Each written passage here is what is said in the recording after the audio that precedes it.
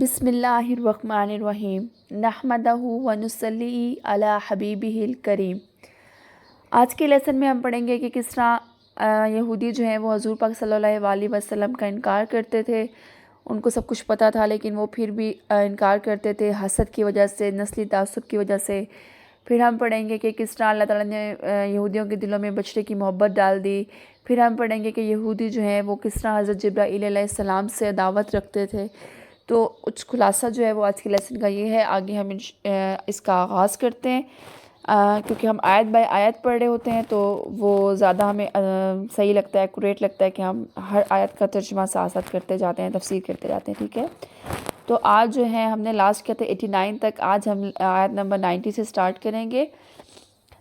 بئس ما اشتروا به انفسهم ان يكفروا بما انزل الله بغيا ان ينزل الله من فضله على من يشاء من عباده فباءوا وبغضب على غضب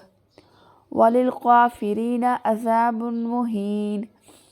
کس برے مولوں انہوں نے اپنی جانوں کو خریدا کہ اللہ کے اتارے سے منکر ہوں اس کی جلن سے، کہ اللہ اپنے فضل سے اپنے جس بندے پر چاہے وہی اتارے، تو غضب پر غضب کے سزاوار ہوئے، اور کافروں کے لیے ذلت کا عذاب ہے۔ دیکھیں اس آیت میں آ رہا ہے کہ یہودی جو تھے انہوں نے آپ صلی اللہ علیہ وسلم کو پہچان لینے کے باوجود کہ یہ وہی نبی ہے جس کا ذکر توریت میں آیا ہے، جس کے وسیلے سے ہم دعائیں مانگتے تھے، تو انہوں نے انکار کیا۔ اب اس کی وجہ جو تھی وہ صرف اور صرف ضد، نسلی تعصب اور حسد تھا۔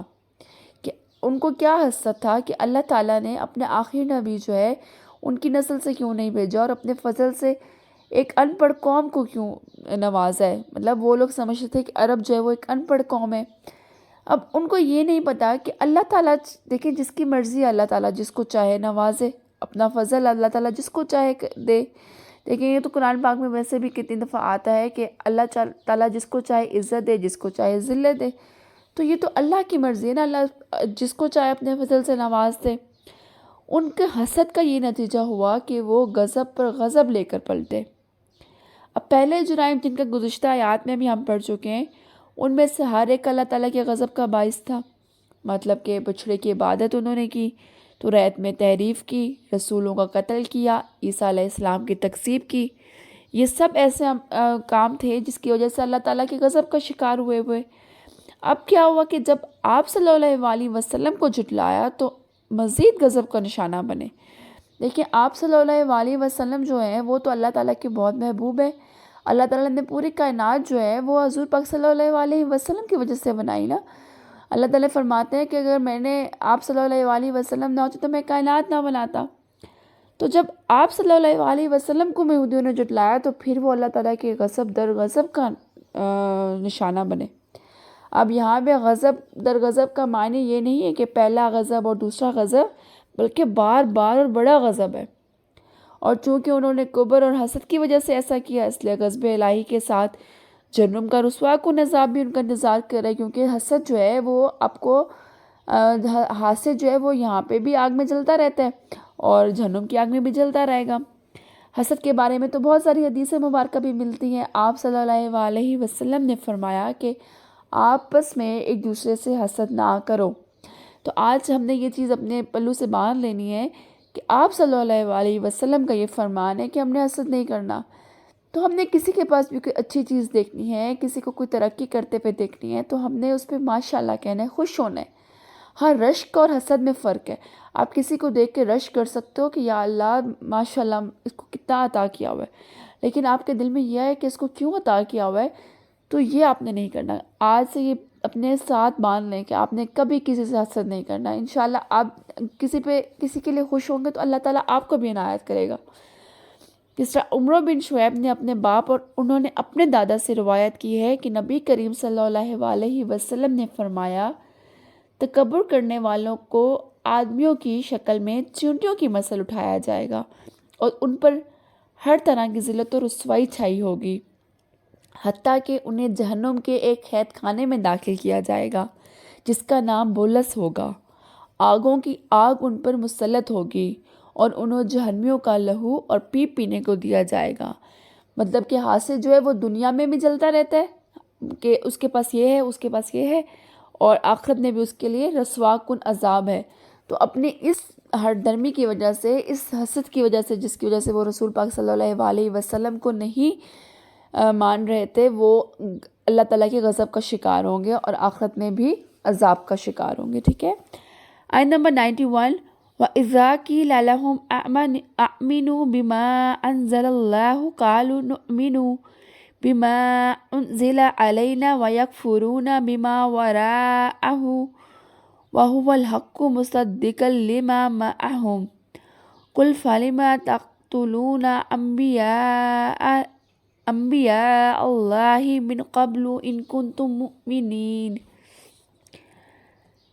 اور جب ان سے کہا جائے کہ اللہ کے اتارے پر ایمان لاؤ تو کہتے ہیں وہ جو ہم پر اترا اس پر ایمان لاتے ہیں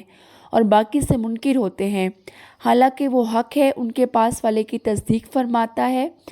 تم فرماؤ کہ پھر اگلے انبیاء کو کیوں شہید کیا اگر تمہیں اپنی کتاب پر ایمان تھا۔ اب دیکھیں اس آیت میں یہ کہا جا رہا ہے کہ جب بھی یہودی مدینہ کو کہا جاتا تھا کہ آپ صلی اللہ علیہ وسلم پر جو کتاب یعنی کہ قرآن مجید نازل ہوئی ہے اس پر ایمان لاؤ،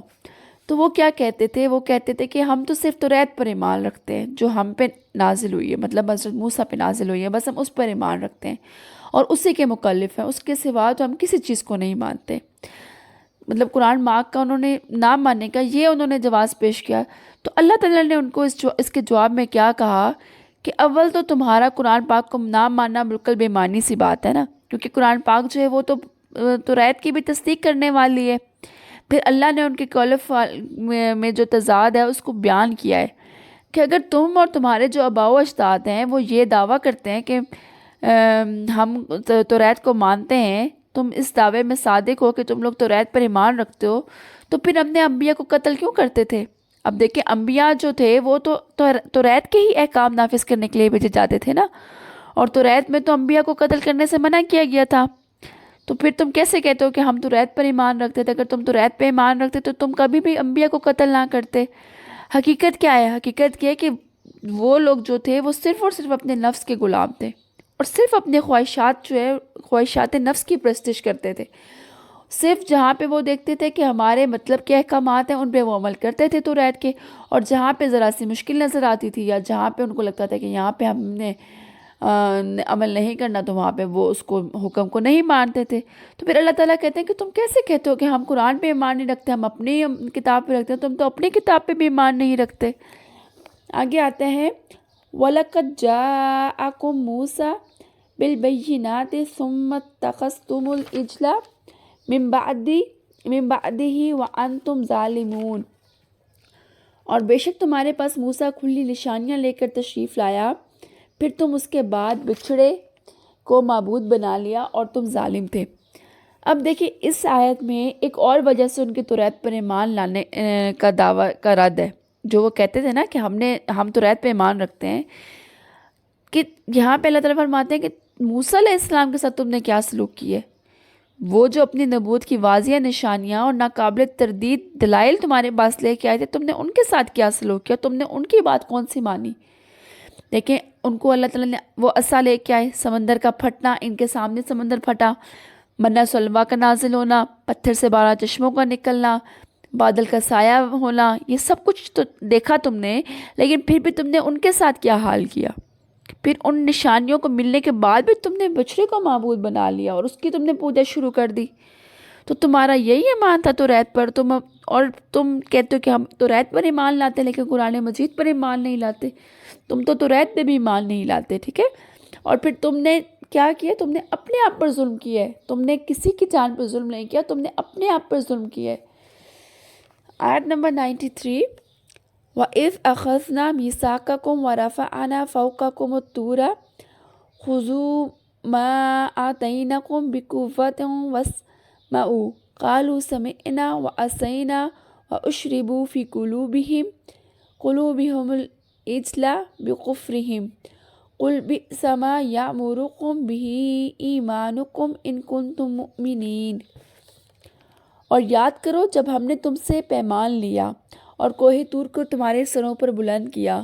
لو جو ہم تمہیں دیتے ہیں زور سے، اور سنو، بولے ہم نے سنا اور نہ مانا، اور ان کے دلوں میں بچھڑا رچ رہا تھا ان کے کفر کے سبب۔ تم فرما دو، کیا برا حکم دیتا ہے تم کو تمہارا ایمان، اگر تم ایمان رکھتے ہو۔ اب دیکھیں یہ جو آیت ہے نا، اب اس آیت میں اس واقعے کی طرف اشارہ کیا جا رہا ہے جو ہم پہلے پچھلی آیات میں پڑھ بھی چکے ہیں، کہ جب اللہ تعالیٰ نے بنی اسرائیل کے دل میں ڈر خوف پیدا کرنے کے لیے، اپنی ہیبت پیدا کرنے کے لیے کوہ طور کو ان کے سروں کے اوپر اٹھا لیا تھا، اور ان سے کہا تھا کہ توریت کو مضبوطی سے تھام لو، اور اس میں جو موجود احکامات ہیں ان کو غور سے دیکھو اور ان پر عمل کرو۔ تو اس وقت انہوں نے اللہ سے یہ عہد کر لیا تھا کہ ہم نے آپ کی بات جو ہے وہ سن لی ہے، اور ہم نے اس پہ عمل کریں گے۔ اب یہ دیکھیں یہاں پہ کفر اور انکار کی انتہا ہے، کہ وہ زبان سے تو اقرار کر رہے ہیں کیونکہ ان کے سروں پہ کوہ طور ہے، اور وہ ڈر ہے ان کو کہ ہمارے سروں پہ گر جائے گا، انہوں نے اقرار کر لیا، لیکن اس پہ عمل کرنے کے لیے انہوں نے سوچا بھی نہیں، انہوں نے یہی سوچا دل میں کہ بھئی ہم نے کون سا اس پہ عمل کرنا ہے، ان کے دلوں میں نفاق تھا۔ ٹھیک ہے، دیکھیں یہاں پہ آتا ہے کہ وَأُشْرِبُوا فِي قُلُوبِهِمْ، اور ان کے دلوں میں بچھڑا رچ رہا تھا۔ دیکھیں اللہ تعالیٰ نے فرمایا ہے کہ تمہارے کفر کی وجہ سے تمہارے دل میں نے بچڑے کی محبت کو بھر دیا گیا، کیونکہ اللہ تعالیٰ تو اس کے دلوں کے حال جانتا تھا نا۔ اب یہ بھی تو دیکھیے کہ آزمائش ہے کہ اللہ تعالیٰ جو ہے ہماری نافرمانیوں کی وجہ سے ہمارے دلوں میں دنیا کی محبت اتنی رچا بسا دے، ہمیں دنیا میں اتنا مصروف کر دے کہ ہمیں اس کو یاد کرنے کا وقت ہی نہ ملے، جس نے ہمیں پیدا کیا ہے، جو ہمیں سب کچھ دے رہا ہے، بن مانگے دے رہا ہے، صحت ہے، اولاد ہے، گھر ہے، سب کچھ ہے، اور ہمیں اس کو یاد کرنے کا موقع ٹائم ہی نہ ملے، ہمیں اللہ تعالیٰ اتنا مصروف کرتے، تو یہ بھی تو اللہ تعالیٰ کی ایک آزمائش ہے نا۔ تو بنی اسرائیل کے ساتھ بھی اللہ تعالیٰ نے یہی کیا کہ ان کے دلوں میں بچھڑے کی محبت کو اتنا رچا بسا دیا کہ وہ اس کی محبت میں اندھے اور بہرے ہو گئے، وہ بھول گئے ساری جو نعمتیں ان کو عطا کی گئی تھیں۔ اب یہاں پہ اشربو جو تھے وہ پینے کے حساب سے استعمال ہوتے، ٹھیک ہے، اس لیے کہا گیا کہ دیکھیں پانی یہ ہوتا ہے یا جو بھی مشروب ہوتی ہے وہ انسان کے جو رگو ریشے میں دوڑتا ہے، فوراً سے خوب دوڑتا ہے، لیکن کھانا جو ہوتا ہے اس کا ایسے گزر نہیں ہوتا، ٹھیک ہے، تو یہاں پہ اس لیے استعمال کیا گیا ہے۔ سیدنا ابو دردہ جو تھے وہ فرماتے ہیں کہ کسی چیز کی اندھی محبت تمہیں اندھا اور بہرا کر دیتی ہے، تو وہ جو ہے بچڑے سے محبت کرتے تھے اور ان کی محبت میں وہ جو ہے اندھے اور بہرے ہو چکے تھے۔ اب بنی اسرائیل جو ہے وہ کہتے ہیں کہ ہم ایمان رکھتے ہیں توریت پر، اللہ تعالیٰ فرماتے ہیں کہ تمہارا ایمان تمہیں ان برے کاموں کو حکم دیتا ہے کیا؟ اس کا مطلب ہے کہ تمہارا تو ایمان ہے ہی کمزور، جو ایمان تمہیں غلط راستے پہ لے کے جا رہا ہے، تمہیں برے کاموں کو حکم دے رہا ہے، تو وہ کیسا ایمان ہے تمہارا؟ اگر تم ایمان رکھتے تو تم بڑے گناہوں کے کبھی مرتکب نہ ہوتے، کبھی بھی تم اللہ تعالیٰ کو چھوڑ کے اور اس بچڑے کی عبادت نہ کرتے، تو تم کیسے ایمان رکھتے ہو توریت پہ؟ اس کے بعد آیت نمبر 94 میں آتا ہے قُلْ إِنْ كَانَتْ لَكُمُ الدَّارُ الْآخِرَةُ عِنْدَ اللَّهِ خَالِصَةً مِنْ دُونِ النَّاسِ فَتَمَنَّوُا الْمَوْتَ إِنْ كُنْتُمْ صَادِقِينَ، تم فرماؤ اگر پچھلا گھر اللہ کے نزدیک خالص تمہارے لیے ہو نہ اوروں کے لیے، تو بھلا موت کی آرزو تو کرو اگر سچے ہو۔ اچھا، اس میں بڑے آ رہا ہے جو یہودی بڑی خوش فہمیوں میں رہتے تھے، غلط فہمیوں میں رہتے تھے، اس کا ایک آ رہا ہے کہ یہودی جو تھے نا وہ یہ دعویٰ کرتے تھے کہ جنت جو ہے نا اس میں تو بس ہم نہیں جانے، صرف ان کے لیے جنت بنی ہوئی ہے، دوسرے لوگ جو ہے نا اس میں داخل ہی نہیں ہو سکتے۔ تو اللہ تعالیٰ کہتے ہیں کہ اگر تم اتنے سچے ہو نا تو تم موت کی آرزو کرو۔ دیکھیں آ رہا ہے کہ تم اگر سمجھتے ہو کہ پچھلا گھر جو ہے وہ تمہارے لیے ہے، مطلب جنت تمہارے لیے ہے، اوروں کے لیے نہیں ہے، تو تم پھر موت کی آرزو کرو تاکہ تم جو ہے دنیاوی جو پریشانیاں ہیں ان سے نجات پاؤ اور جنت کی راحتوں کو پالو۔ قرآن پاک میں اور جگہوں پر بھی یہ بات بیان کی گئی ہے، اس طرح سورہ بقرہ کی آیت نمبر 111 میں آتا ہے اور انہوں نے کہا جنت میں ہرگز داخل نہ ہوں گے مگر یہودی ہوں گے یا نصارہ ہوں گے۔ اب ان کے دلوں میں تو دنیا کی محبت اتنی رچ بس چکی تھی کہ وہ موت کی تمنا کیسے کرتے؟ اب انہیں موت کے بعد اپنے برے انجام کا بھی پتہ تھا، وہ تو چاہتے تھے کہ موت ان سے چلی رہے۔ اچھا، حدیث شریف آتی ہے کہ اگر وہ موت کی تمنا کرتے تو وہ سب ہلاک ہو جاتے اور روئے زمین پر ایک یہودی بھی باقی نہ رہتا،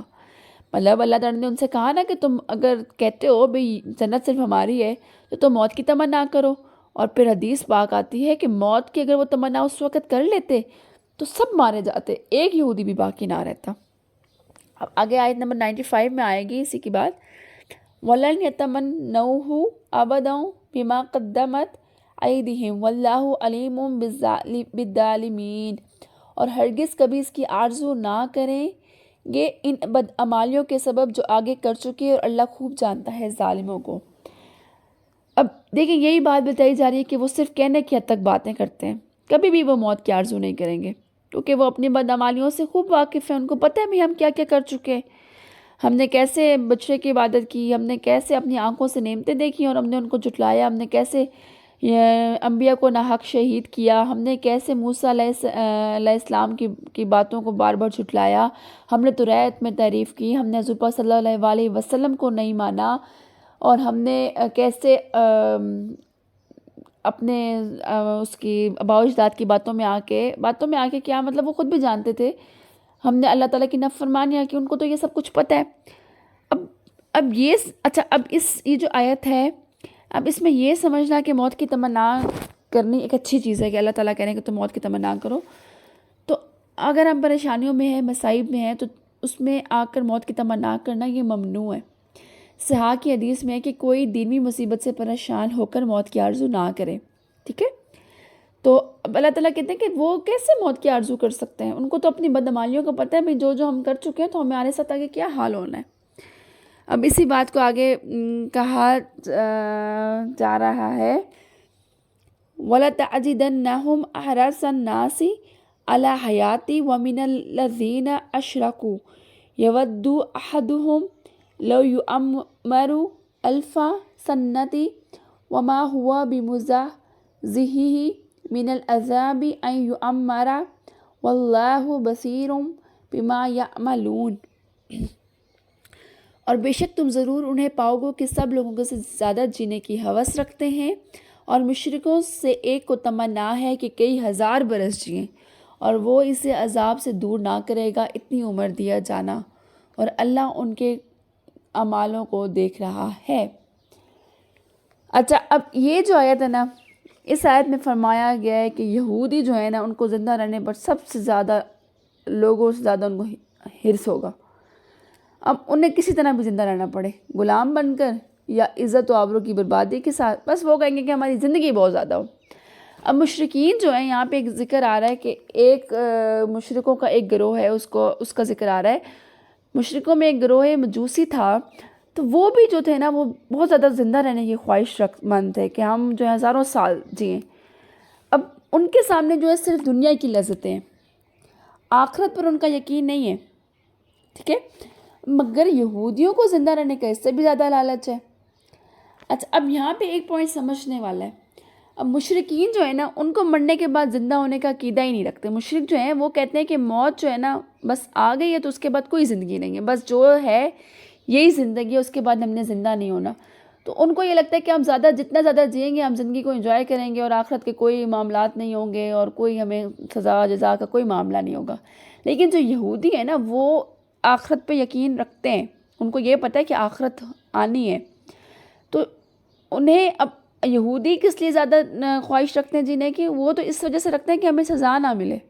کہ ہم نے جو اعمال کیے ہیں ہمیں اس کی سزا نہ ملے، ہمیں قیامت کے دن رسوائی نہ اٹھانی پڑے، وہ اس لیے زیادہ تمنا کرتے ہیں جینے کی۔ یہودی جو ہیں وہ اس لیے کرتے ہیں، اور مشرک جو ہیں وہ اس لیے کرتے ہیں کہ جتنی زندگی ہے بھئی ہم زیادہ زندگی جی لیں، ٹھیک ہے؟ اب اللہ تعالیٰ کہتے ہیں کہ ہر شخص جو ہے وہ 1000 برس زندہ رہنے کی خواہش رکھتا ہے، تو کسی شخص کو اگر 1000 برس بھی زندہ رہ جائے گا نا، اتنی لمبی عمر بھی مل جائے گی نا، تو پھر بھی وہ عذاب سے بچنے والا نہیں ہے، قیامت تو آ کے ہی رہے گی، قیامت نے تو آنا ہی آنا ہے نا، جتنے مرضی وہ جی لے۔ اب اگلی آیت میں آتا ہے، کل من کان عدو ولجبریل فإنہ نزلہ علی قلبک بإذن اللہ مصدقا لما بین یدیہ وہدی وبشری للمؤمنین۔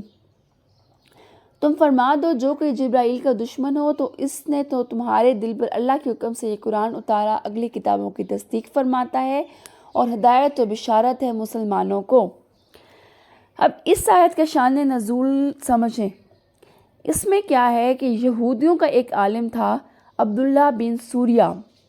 اس نے حضور صلی اللہ علیہ وسلم سے کہا کہ آپ صلی اللہ علیہ وسلم کے پاس آسمان سے کون سا فرشتہ آتا ہے، کون وحی لے کے آتا ہے؟ تو آپ صلی اللہ علیہ وسلم نے فرمایا جبرائیل علیہ السلام۔ ابن سوریہ نے کہا وہ تو ہمارا دشمن ہے۔ اب ان کی جبریل علیہ السلام سے یہ عداوت جو ہے صرف اس وجہ سے ہے کہ وہ اللہ کی طرف سے حق بات لے کے آتا ہے۔ اب وہ کہتا ہے کہ اگر آپ صلی اللہ علیہ وسلم کے پاس میکائیل آتا ہے تو ہم آپ پر پھر ایمان لے آتے۔ اب ان کی یہ جو عداوت ہے وہ بالکل بے معنی ہے، مگر اگر وہ انصاف کرتے تو وہ تو حضرت جبرائیل علیہ السلام سے محبت کرتے اور ان کے شکر گزار ہوتے کہ وہ ایسی کتاب لے کے آئے ہیں جس سے ان کی کتاب کی بھی تصدیق ہوتی ہے، لیکن انہوں نے اپنے دلوں میں حضرت جبرائیل علیہ السلام کے لیے عداوت پالی ہوئی تھی۔ عداوت پالنے کی وجہ صرف اور صرف یہ تھی کہ وہ اللہ تعالیٰ کے احکامات لے کے آتے تھے، وہی قرآن مجید نازل ہوتا تھا، جو وہی ہوتی تھی وہ لے کے آتے تھے حضرت پاک صلی اللہ علیہ وسلم کے پاس۔ تو یہودی جو تھے وہ حضرت جبرائیل علیہ السلام سے بہت عداوت رکھتے تھے، تو اللہ تعالیٰ نے اس چیز سے منع فرمایا۔ دیکھیں ایک حدیث شریف بھی ہے کہ رسول صلی اللہ علیہ وسلم نے فرمایا کہ اللہ تعالیٰ فرماتے ہیں جس نے میرے کسی دوست سے دشمنی رکھی تو میں اس کے ساتھ جنگ کا اعلان کرتا ہوں۔ تو ان کی یہ جو دشمنی ہے نا بالکل بے معنی ہے۔ اب اللہ تعالیٰ کیا کہہ رہے ہیں کہ وہ تو میرے حکم سے لے کے آتا ہے نا، قرآن پاک کا جو وحی ہے وہ تو اللہ کے حکم سے آتی ہے، تو اس کے ساتھ تمہارا وہ رکھنا کہ عداوت رکھنا یہ تو بالکل ہی عجیب سی بات ہے۔ تو آج کا لیسن جو ہے ہم یہیں اینڈ کرتے ہیں، انشاءاللہ نیکسٹ لیسن کا آغاز ہم اگلی اس سے کریں گے۔ آج ہم نے پڑھ لیا آیت نمبر 97 تک، تو اللہ خیر کرے انشاءاللہ زندگی رہی تو اگلے لیسن کا آغاز 98 سے کریں گے، آیت نمبر 98 سے۔ اللہ تعالیٰ ہم سب کو قرآن پاک پڑھنے کی، قرآن پاک کو سمجھنے کی، قرآن پاک پر عمل کرنے کی توفیق عطا فرمائے۔ اللہ تعالیٰ ہماری نسلوں کو قرآن پاک پڑھنے کی اور اس پہ عمل کرنے کی توفیق عطا فرمائے۔ جزاک اللہ خیرا کثیرا۔